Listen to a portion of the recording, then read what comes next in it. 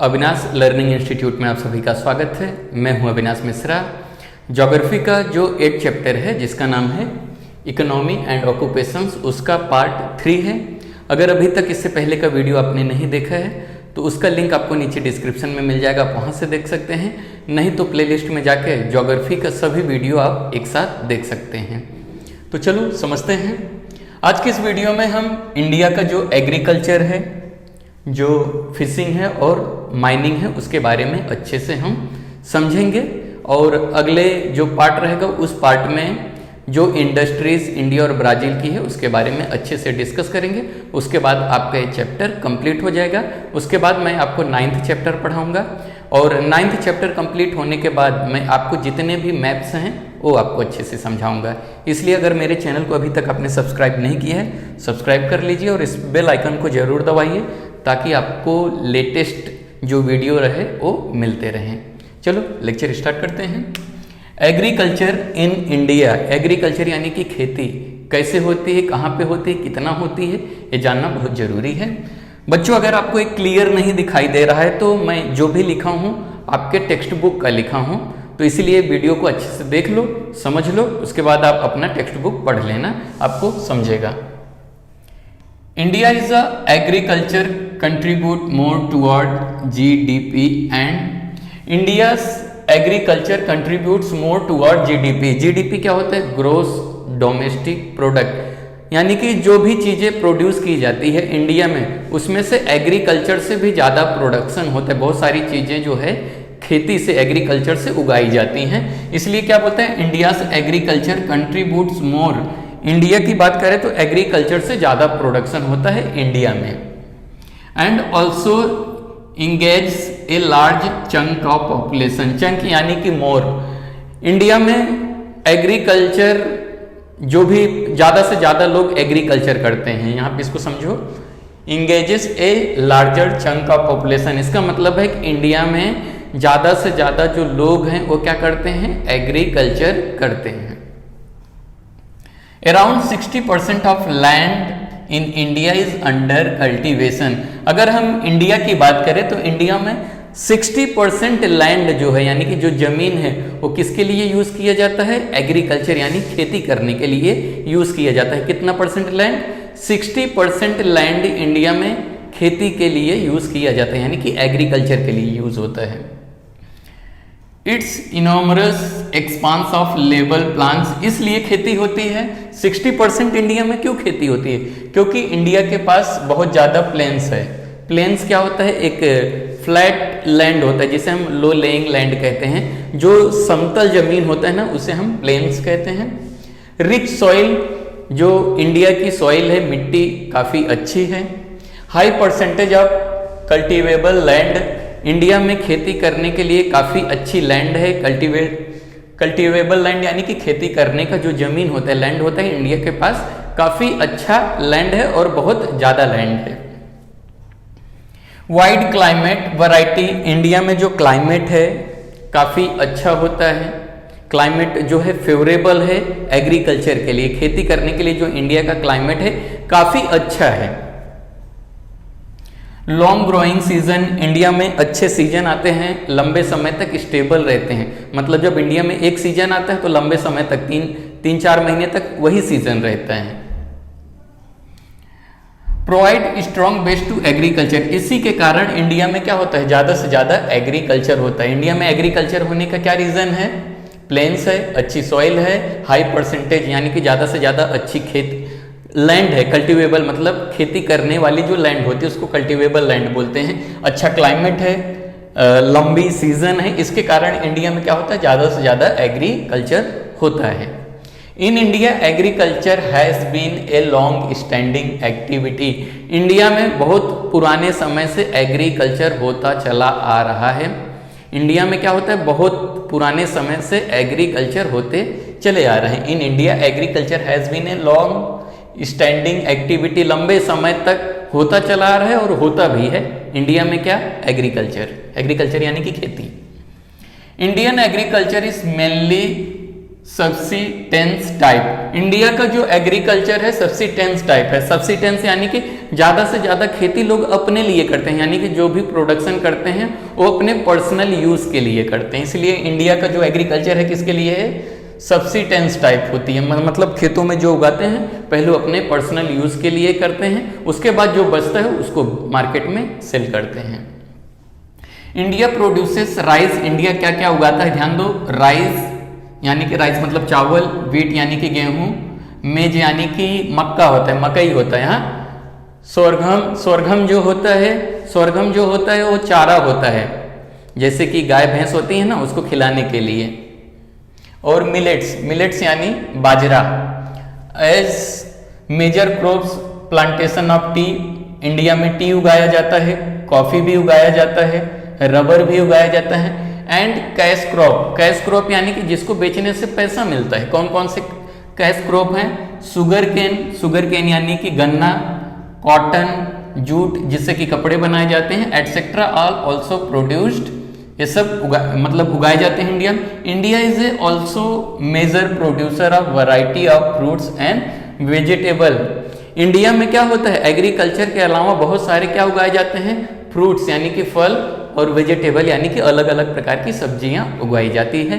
ये था इंडिया का एग्रीकल्चर। अब हम देखते हैं फिशिंग इन इंडिया, यानी कि मछलियां जो पकड़ने का काम है वो कैसे होता है। Fishing plays an important role in the economy of India. अगर हम इंडिया की बात करें तो एग्रीकल्चर से तो कमाई होती है, लेकिन और अच्छी कमाई, उससे भी अच्छी कमाई किस में होती है? फिशिंग में होती है। फिशिंग से भी इंडिया को अर्निंग होती है। India is one of largest producer of fish. India क्या करता है? सबसे ज्यादा क्या प्रोड्यूस करता है? फिश यानी कि मच्छी का प्रोडक्शन ज्यादा होता है। मच्छी यानी कि मछली, both marine and inland. Marine यानी कि जो समुद्र में मच्छी पकड़े जाते हैं, जो कि महासागरों में पकड़े जाते हैं, उसे मरीन कहते हैं। और इनलैंड जैसे कि छोटे नदी तालाब होता है उससे, उसमें जो मछलियां पकड़ी जाती हैं उसे इनलैंड कहते हैं। क्लियर हुआ? समझते चलो। Fisheries help in the augmenting food supply. Fisheries यानी कि जो मछली पकड़ने का काम होता है वो सबसे ज्यादा फूड सप्लाई करता है। ऑगमेंटिंग यानी कि मोर क्या करता है? Food supply. बहुत सारे लोग क्या करते हैं? मच्छी खाते हैं ना, तो उनको भी क्या मिलता है? खाने का चीज मिल जाता है, फूड सप्लाई होता है। जनरेशन एम्प्लॉयमेंट, मच्छी पकड़ने के कारण लोगों को नौकरी मिलती है, जॉब मिलता है, इसलिए यहाँ पे क्या लिखा है? जनरेशन एम्प्लॉयमेंट, यानी कि मच्छी पकड़ने का जॉब भी मिलता है लोगों को। Raising nutritional level and earning foreign exchange, जिससे लोगों को क्या होता है? मच्छी खाने से जो न्यूट्रिशन है वो लोगों का अच्छा हो जाता है, और मच्छी फॉरेन में बेचने के बाद कुछ फॉरेन के अर्निंग होते हैं, यानी विदेशों के पैसा भी इंडिया में आ जाता है। Fish forms an important part of diet of many people living the coastal area. जो कोस्टल एरिया यानी जो समुद्र या नदी के किनारे रहते हैं उनके लिए तो डाइट होता है, यानी खाने का एक इम्पॉर्टेंट पार्ट होता है जो कि मच्छी खाते हैं। मतलब जो कोस्टल एरिया में रहते हैं वो मच्छी खाते हैं।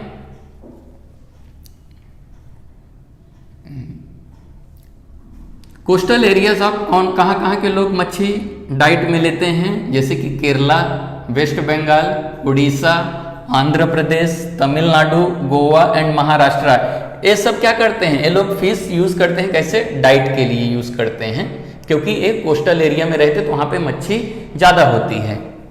India has about 7,500 kilometre of coast line. India के पास जो समुद्र का किनारा है उसको हम लोग कोस्ट लाइन या कोस्टल एरिया बोलते हैं। तो इंडिया के पास कितना कोस्टल एरिया है? इंडिया के अगर मैप की बात करें, इंडिया की मैप की बात करें तो इंडिया का जो सदर्न पार्ट है, तो यहाँ से लेके इंडिया का यहाँ तक एक कोस्ट लाइन है। कितना किलोमीटर है? 7,500 किलोमीटर है इंडिया के पास coastline. Marine fishing accounting about 40%। जो ये समुद्र में से होता है, यहाँ पे समुद्र है ना, महासागर होते हैं, ओशंस होते हैं, ओशन में से कितने परसेंटेज मच्छी पकड़े जाते हैं? 40%। एनुअल 40%, साल भर में 40% जो फिशिंग होता है वो कहाँ पे होता है? ओशन से होता है। समझ में आ गया? Annual production of fish and being confined to waters in the west from Kutch Malabar coast to the corona नहीं है, Coromandel coast in east major fish are. यहाँ पे देखिए, अगर हम बात करें तो वाटर में, पानी में कौन कौन से फिश पकड़ जाते हैं। अगर हम कच्छ की बात करें तो यहाँ गुजरात से, कच्छ से लेके मालाबार हिल से लेके कोरोमंडल कोस्ट तक, ईस्ट तक, यहाँ से लेके यहाँ तक, ये पूरी बात कर रहे हैं। तो यहाँ पे बहुत अलग अलग टाइप के फिश देखने को मिलता है, मेजर फिश। कौन कौन से फिश देखने को मिलता है, जैसे कि सार्डाइन, ये वैरायटी है, फिश का एक वैरायटी है, फिश का नाम है sardine, mackerel, Bombay duck and prawns. ये सब मच्छी पकड़ने को मिलता है यहाँ से लेके यहाँ तक, इंडिया के जो सदर्न पार्ट है वहाँ पे, जो कि ओशन है, समझ में आ गया, कोस्टल एरिया में। On the eastern coast the important fish are. अगर हम ईस्टर्न कोस्ट की बात करें, इस तरफ की बात करें, तो वहां से कौन कौन सी मच्छी पकड़ने को मिलता है, हॉर्स मैकरल्स, क्लूपाइड्स एंड सिल्वर बेलीज। ये सब क्या है, मच्छी के वैरायटीज हैं जो कि ईस्टर्न कोस्ट पे मिलते हैं। Fresh water fishing is carried on the in river. जो फ्रेश वाटर होते हैं, यानी कि समुद्रों के अलावा जो मच्छियां पकड़े जाते हैं, तो कहाँ कहाँ पे पकड़े जाते हैं, तो रिवर्स में, कैनल्स में, इरिगेशन चैनल यानी कि गड्ढा खोद के मच्छी पकड़ते हैं, टैंक में मच्छी पकड़ते हैं, पोन्ड्स में, लेक्स में, ऐसी जगह पे पकड़ते हैं मच्छियाँ, समझ में आ गए। सिल्वर बेलीज, कार्प, चोपड़ा एक मच्छी का वैरायटी है, etcetera are major fresh water variety. जो फ्रेश वाटर में एक मच्छी होता है, सबसे ज़्यादा कौन सी मच्छी होती है, जिसको हम लोग चोपड़ा बोलते हैं, वो मच्छी ज़्यादा से ज़्यादा फ्रेश वाटर में होता है। About 60% of country's total fish production comes from inland। अगर हम बात करें ओशन के, तो ओशन में 40% फिश पकड़ा जाता है। बाकी इंडिया के अंदर से कितना परसेंटेज, 60% जो होता है फिशिंग होता है इनलैंड, यानी कि इंडिया के अंदर से, जबकि समुद्र से यानी कि ओशन से 40% मच्छियाँ पकड़ी जाती हैं। अब हम समझते हैं माइनिंग इन इंडिया। माइनिंग का मतलब क्या होता है, जो अर्थ के नीचे से हम खोद के निकालते हैं उसको हम माइनिंग बोलते हैं, मिनरल्स वगैरह, समझ में आ गया। छोटा नागपुर प्लेटू, जो इंडिया में छोटा नागपुर प्लेटू है, in India is the big store house of different minerals. अगर हम छोटा नागपुर प्लेटू की बात करें इंडिया में, तो big store house of different minerals, वो मिनरल की खान है, वहाँ पे बहुत ज़्यादा मिनरल मिलता है इंडिया में। कहाँ पे, छोटा नागपुर प्लेटू में, समझ में आ गया। Mining is the main occupation of people there. तो जो छोटा नागपुर प्लेटू में रहते हैं उनका काम क्या होता है, माइनिंग। माइनिंग यानी कि खुदाई करना, वहां के लोगों का काम होता है, उनका ऑक्यूपेशन होता है। Coal is mined in the Korba in Chhattisgarh. Coal यानी कि कोयला, कोयला कहाँ पे खोदा जाता है, कोरबा में। कोरबा कहाँ पे है, छत्तीसगढ़ में है। एंड ईस्टर्न महाराष्ट्र, तो कोयला, कोल यानी कि कोयला कहाँ कहाँ पे मिलता है, कोरबा में और ईस्टर्न महाराष्ट्र में। Mineral oil wells are found in the Digboi in the Assam. अगर हम असम की बात करें तो वहाँ पे एक प्लेस है जिसका नाम है डिगबोई। वहाँ पे क्या होता है, मिनरल ऑयल का एक कुआं मिला है, मिनरल ऑयल का एक कुआं, वेल यानी कि कुआं होता है। Mumbai high in Arabian sea near Maharashtra. अगर हम, एक वेल कहाँ पे मिला है, एक वेल असम के डिगबोई में मिला है, तो दूसरा वेल अरेबियन सी के मुंबई में मिला है। क्या मिला है, मिनरल ऑयल का वेल यानी कि कुआं मिला है, समझ में आ गया। उसमें से क्या निकाला जाता है, ऑयल निकाला जाता है।